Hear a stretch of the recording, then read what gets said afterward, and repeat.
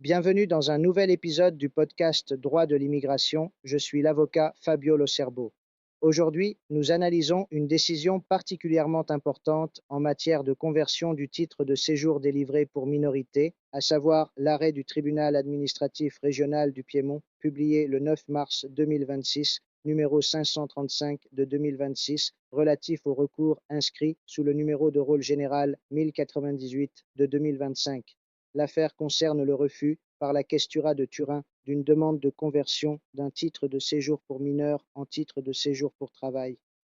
L'administration a fondé sa décision sur la prétendue absence d'un parcours réel d'intégration sociale et économique, en soulignant le manque de documents relatifs à l'activité professionnelle et à la poursuite de la prise en charge par les services sociaux. C'est précisément sur ce point que le tribunal intervient. Le juge administratif affirme clairement que cette reconstitution des faits est erronée.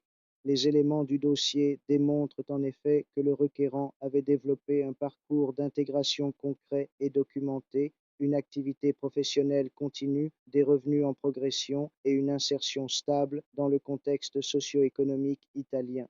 Le tribunal rappelle un principe fondamental: l'administration ne peut pas se limiter à une évaluation formelle ou superficielle, mais doit procéder à une analyse substantielle de tous les éléments pertinents, en particulier lorsqu'il s'agit de parcours d'intégration. Mais ce n'est pas tout. La décision précise également un point procédural essentiel: même les documents produits ultérieurement au cours de la procédure juridictionnelle peuvent et doivent être pris en compte lorsqu'ils influencent le bien-fondé de la demande. Autrement dit, l'appréciation juridique ne peut pas être figée au stade administratif, mais doit refléter la situation réelle et actualisée de la personne.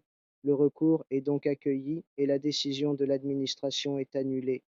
Cette décision confirme une orientation désormais consolidée: l'intégration sociale et professionnelle n'est pas un élément accessoire, mais un critère central dans l'évaluation des demandes de séjour.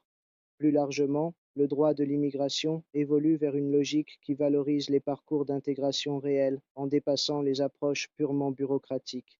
Pour les praticiens, le message est clair: la procédure administrative doit être complète, concrète et orientée vers la substance et non vers la seule forme. Merci pour votre attention et à bientôt pour un prochain épisode.